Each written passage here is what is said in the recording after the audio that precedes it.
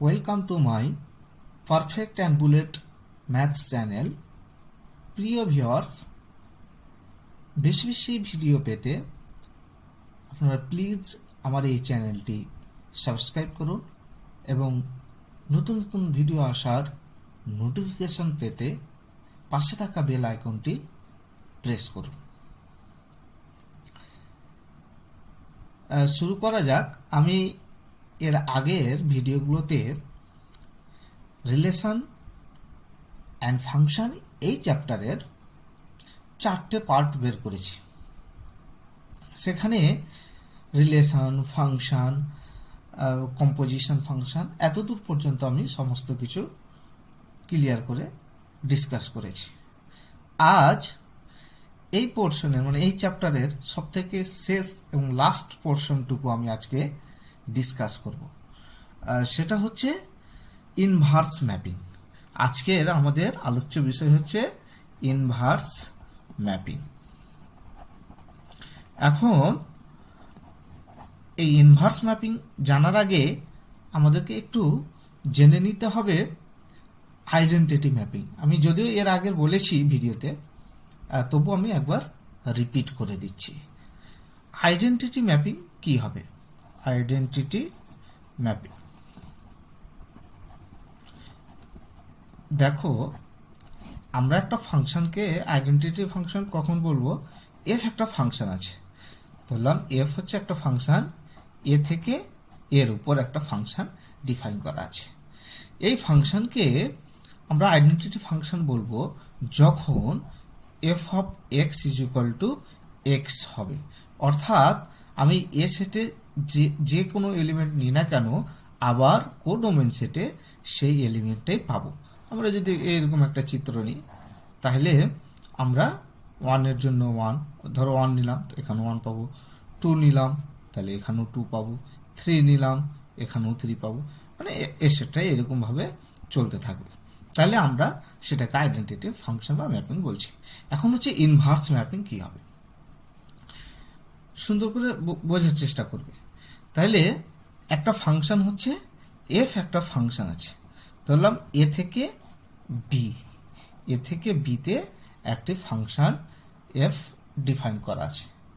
তাহলে এই ফাংশনে ইনভার্স ফাংশন কখন হবে বা কেমন হবে? তাহলে আমরা এর একটা ইনভার্স ফাংশন পাবো তখনই যদি এরকম একটা ফাংশন আমরা ডিফাইন করতে পারি। মানে জি একটা ফাংশন যদি পেতে পারি, কোথা থেকে কোথায় পর্যন্ত? বি থেকে এ পর্যন্ত।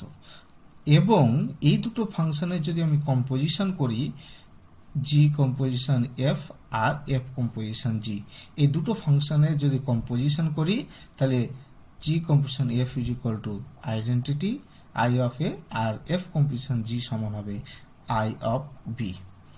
এরকমটা যদি কন্ডিশন স্যাটিসফাইড করে, তাহলে এফ ফাংশনকে ইনভার্স ফাংশন বলবো, আর তার ইনভার্স হবে জি। তাহলে কি বললাম?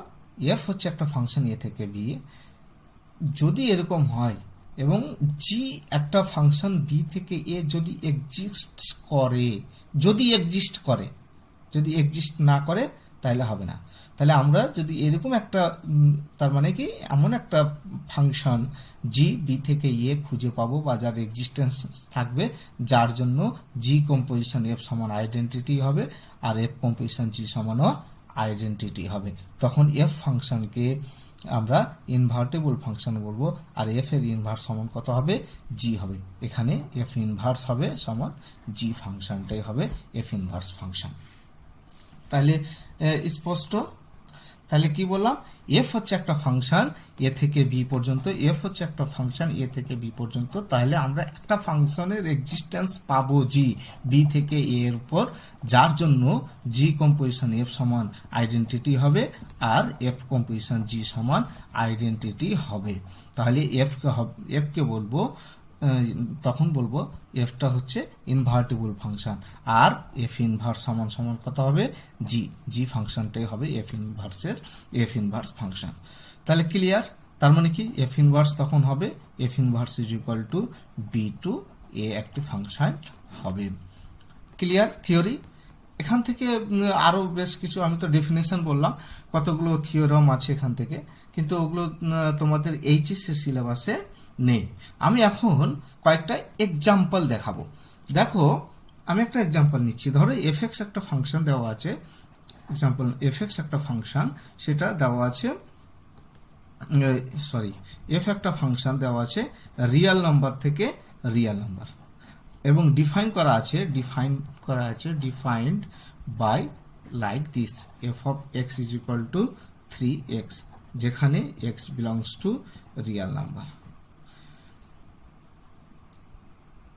তাহলে আমাকে দেখাতে হবে এই ফাংশনটা ইনভার্স ফাংশন হবে কিনা, আর যদি ইনভার্স ফাংশন হয় তাহলে এফ ইনভার্স সমান কত। এখানে লিখে দেওয়া আছে ফাইন্ড এফ ইনভার্স, আমাকে এফ ইনভার্স বের করতে হবে। তাহলে আমি বের করছি। দেখো আমি ধরছি একটা ধরে নিচ্ছি লেট ওয়াই সমান হচ্ছে 3x, তাহলে ওয়াই সমান 3x, তাহলে এখান থেকে পাবো আমরা x সমান y বাই 3। তাহলে আমরা জি একটা ফাংশন ধরবো, জি একটা ফাংশন ধরছি, ধরি জি একটা ফাংশন কোথেকে কোথায় পর্যন্ত, এখান থেকে এই উল্টোটা আর থেকে আর, যেখানে ডিফাইন করছি কেমন করে, ডিফাইন বাই কত, g of x is equal to কত পেয়েছি আমরা, y বাই 3 মানে x বাই 3, যেহেতু ফাংশনটা আমি x দিয়ে লিখেছি তাহলে x বাই 3। আমরা একটা ফাংশন নিলাম কত, gx একটা ফাংশন নিলাম, যার জন্য কি হচ্ছে gx সমান x বাই 3। এখন আমাকে দেখাতে হবে তাদের কম্পোজিশনটা কি হচ্ছে, আইডেন্টিটি হচ্ছে কিনা। তাহলে দেখো সেক্ষেত্রে আমরা কত নিয়েছিলাম, gx হয়েছিল x বাই 3, তাহলে আমরা নিচ্ছি g composition f of x, this is equal to g of f of x। এখন g of fx এর ভ্যালু কত ছিল, this is equal to 3x, তাহলে এটা সমান কত ছিল, g of 3x। তাহলে আমরা কি বললাম, g of 3x কত ছিল, যা ছিল এখানে যা থাকবে তার by 3x by 3, this is equal to x। তাহলে আমরা এখানে কি পেলাম, g composition f of x is equal to x, এটা একটা পেলাম। আর আমরা বের করছি তাহলে f composition g of x, this is equal to f of g of x। তাহলে এখন দেখো তো f of g of x মানে কত, x by 3, this is equal to fx মানে কত, 3 into x, x এর পরিবর্তে কত আছে, x by 3, তাহলে x by 3, this is equal to কত পেলাম, x পেলাম। তাহলে আমরা এখান থেকে পাচ্ছি কত, f composition g of x is equal to x। তার মানে আমরা একটা ফাংশন g পেলাম আর থেকে আর এ, যার এটা সমান কত হলো, identity g composition, this is imply that g composition f সমান হলো i r, আর this is imply that f composition g is equal to i r। তাহলে আমরা দুটো কন্ডিশন পেয়ে গেছি। তাহলে এখান থেকে স্পষ্ট বলতে পারবো f হচ্ছে ইনভার্টেবল ফাংশন, আর ইনভার্স সেখানে g হচ্ছে f ইনভার্স সমান হচ্ছে g, this is equal two কোথা থেকে কোথায়, r থেকে r, কি করে ডিফাইন হবে, ডিফাইন্ড বাই কত, g of x by f inverse of x is equal to কত, this is equal to x by 3, বা এটা সমান g লিখতে পারি আমরা, একই ব্যাপারে। তাহলে আমরা স্পষ্ট বুঝতে পারলাম এখানে যে ফাংশনটা কি হচ্ছে, ইনভার্টেবল ফাংশন হচ্ছে। তোমাদের বই থেকে একটা এক্সাম্পল আমি তুলছি। দেখো বলেছে যে একটা ফাংশন দেখাতে বলেছে 1 1 আর 1 2, তারপর দেখাতে বলেছে ফাংশনটা ইনভার্স ফাংশন হবে, নির্ণয় করতে বলেছে। তো এখানে একটা থিওরাম বলি, একটা থিওরাম আছে যে একটা ফাংশন যদি 1 1 হয় 1 2 হয়, দ্যাটস মিন ফাংশনটা যদি বাইজেক্টিভ হয় তাহলে ফাংশনটা ইনভার্টেবল ফাংশন হবে। তাহলে এ function, if a function is bijective then the function will be invertible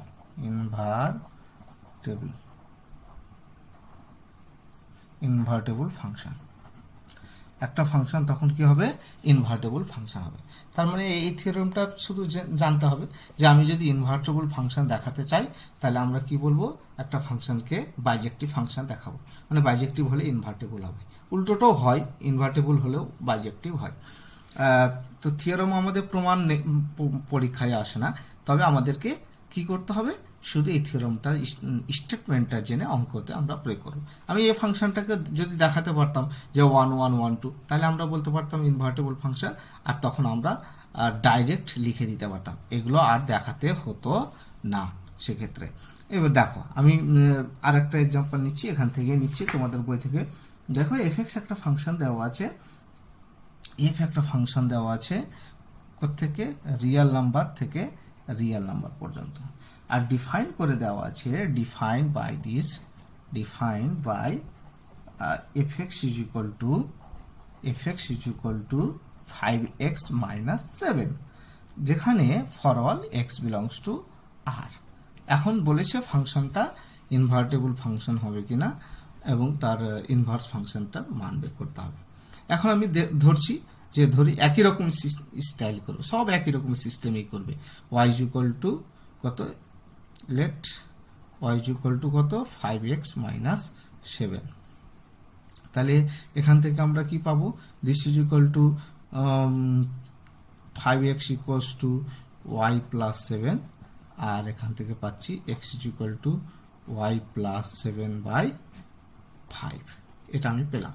তাহলে আমরা ধরি এখানে আমি লিখছি, ধরি একটা ফাংশন g নিলাম, প্রত্যেকে এখান থেকে এই পর্যন্ত, মানে r থেকে r, যেখানে ডিফাইন করছি ডিফাইন বাই কত, g of x is equal to, এই যে এই ফাংশনটা আমি যেহেতু ফাংশনটা x দিয়ে লিখেছি, তাহলে y এর জায়গায় শুধু x লিখবো, x plus 7 বাই কত, 5।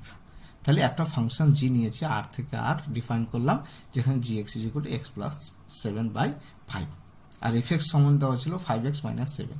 এখন আমি যদি দেখাতে পারি g কম্পোজিশন f সমান আইডেন্টিটি আর f কম্পোজিশন g সমান আইডেন্টিটি, তাহলে কি বলতে পারবো, g হবে f এর ইনভার্স। তাহলে এখন নিচ্ছি আমরা, এখন দেখাচ্ছি, দেখো g composition f of x, this is equal to g of f of x, লেখা যাবে this is equal to g of fx এর ভ্যালু কত ছিল, 5x minus 7, 5x minus 7, this is equal to, এবার দেখো এটা একটু বড় হবে, this is equal to,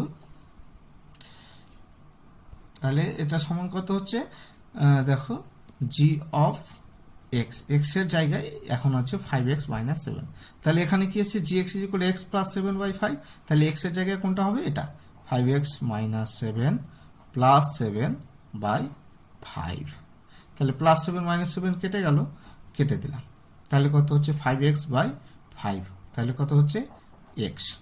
আমরা এখান থেকে বুঝতে পারছি যে g composition f of x is equal to কত হলো, x। তাহলে এটা ইমপ্লাই কি করছে, g কম্পোজিশন f সমান i of এই x কোথাকার এলিমেন্ট, r এর এলিমেন্ট, তাহলে i of r। তাহলে একটা শর্ত আমি পেয়ে গেছি যে g কম্পোজিশন f সমান i r। তাহলে দ্বিতীয় শর্তটা দেখো, দ্বিতীয় শর্ততে কি বলেছে যে জি F composition g of x আমাকে বের করতে হবে। তাহলে এটা সমান কত হচ্ছে, F of G of x. তাহলে এখন দেখো F of G of x, G x এর ভ্যালু কত ছিল, এক্স প্লাস 7/5। এখন this is equal two F of x, x এর জায়গায় এটা বসাবো। এফ এক্স এর ভ্যালু কত ছিল, 5x minus 7, 5 into x, x এর জায়গায় কত হবে, এক্স প্লাস 7/5 মাইনাস কত ছিল 7 বসিয়ে দিলাম। দিস ইজ ইকুয়াল টু 5 কেটে গেল, তাহলে কত হচ্ছে x plus 7 minus 7, this is equal to x. তাহলে এখানেও আমরা কি, অতএব আমরা এখানেও পেলাম যে f composition g of x is equal to x. তাহলে এখান থেকে স্পষ্ট লিখতে পারবো f composition g is equal to I of R. এটা কথাকার এলিমেন্ট, কোডোমেন সেটের, তাহলে আই অফ আর। তাহলে এটা 2 নম্বর শর্ত। তাহলে 1 নম্বর আর 2 নম্বরকে কম্বাইন করলে আমরা বুঝতে পারছি যে জি হচ্ছে এফ এর ইনভার্স। তাহলে যেহেতু এফ কম্পোজিশন জি সমান আইডেন্টিটি আর জি কম্পোজিশন এফ সমান আইডেন্টিটি, তাহলে এফ হচ্ছে ইনভার্টেবল ফাংশন, আর সঙ্গে সঙ্গে লিখতে পারবো এফ ইনভার্স সমান সমান জি। সুতরাং আমরা ফাংশন এফ ইনভার্স ডিফাইন করব এইভাবে। তাহলে f inverse of x, f inverse একটা ফাংশন হবে থেকে কোথায় আর পর্যন্ত, আর ডিফাইন হবে কিভাবে, g f inverse of x this is equal to কত, this is equal to g x এর ভ্যালু কত পেয়েছিলাম, এক্স প্লাস 7/5। তাহলে হয়ে গেল ইনভার্টেবল ফাংশন। ক্লিয়ার? তাহলে আজকে এই পর্যন্তই। আমাদের রিলেশন এবং ফাংশন চ্যাপ্টার পুরো কমপ্লিট। এর যতগুলো ভিডিও আছে তোমরা পরপর দেখতে থাকবে, এবং তারপরে যদি কোনো সমস্যা হয় আমার ভিডিওতে তোমরা কমেন্ট দেবে, আমি সেই সমস্যাগুলো তোমাদের সমাধান করে দেওয়ার চেষ্টা করব। আজকে এই পর্যন্তই। পরে আবার নতুন একটা চ্যাপ্টার বা নতুন ভিডিও নিয়ে আমি আসবো। ভালো থেকো, সুস্থ থেকো।